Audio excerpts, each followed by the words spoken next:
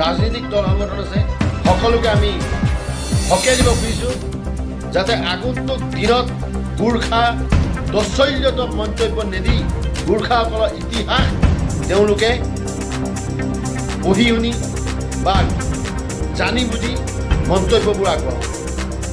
ND24 লাইফত নিজকে কংগ্ৰেছৰ মুখপাত্ৰ বুলি কোৱা ছাজুদ্দিন আহমেদে গোৰ্খা সমাজৰ তুচ্ছতাল্য কৰিছে। আমি সদৌ অসম গোৰ্খা ছাত্ৰ সন্থাই এই মন্তব্যক গৰিহণা দিছোঁ।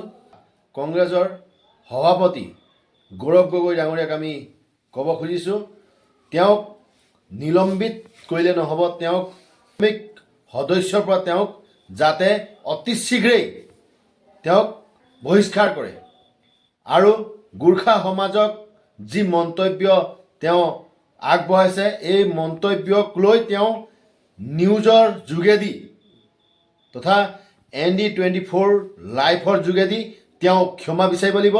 অন্যথা আমি সদৌ অসম গোৰ্খা ছাত্ৰ সন্থাই কেতিয়াও আমি এই বক্তব্যক লৈ আমি সহ্য কৰি নাথাকোঁ আৰু আগন্তুক 26 চনৰ নিৰ্বাচনত তেওঁ নিজেই এই ফলাফল গম পাই যাব। আৰু আমি সদৌ অসম গোৰ্খা ছাত্ৰ সন্থাই মই কেন্দ্ৰীয় সমিতি উপসভাপতিৰ ফালৰ পৰা কৈছোঁ এই মিডিয়া যোগেদি আমি ক'ব খোজোঁ বিভিন্ন ৰাজনৈতিক দলবোৰক যাতে গোৰ্খা ৰাইজক আগন্তুক দিনত কিবা এষাৰ কোৱাৰ আগত তেওঁলোকে গোৰ্খা সমাজৰ যি জ্ঞান বা যি তেওঁলোকে গোৰ্খা সমাজে কি কৰিছে কি নাই কৰা, অসম আন্দোলনে হওক ভাৰত স্বাধীনতাই হওক তেওঁলোকে আমাৰ গোৰ্খাসকলৰ ইতিহাস যাতে পঢ়ি শুনি তেওঁলোকে মন্তব্যবোৰ আগবঢ়াই আমি এই মিডিয়া যোগেদি আমি আহ্বান জনাইছোঁ।